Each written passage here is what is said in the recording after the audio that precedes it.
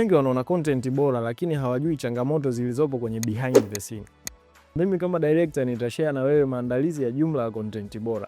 Kuna vipengele vitano muhimu ambavyo kila director bora lazima avipitie: scripting, directing, setup, installation, shooting na editing. Ukianza na scripting part, hapa ndo pamebeba picha nzima ya video yako. Kustiki katika project yako ni lazima uandike. Hii ndo itakupa picha kamili ya kitu ambacho unaenda kukifanya. Kipengele cha pili ni directing. Kipengele ambacho kinampa director picha kamili ya kitu ambacho anaenda kukifanya. Step ya tatu ni setup. Hii ni ya maandalizi ya picha nzima tuliyoichora katika kipengele cha scripting na directing. Kipengele cha nne ni shooting. Step hii ndio inaifanya idea yetu kuja in real life. Cha kuzingatia, angles ni muhimu.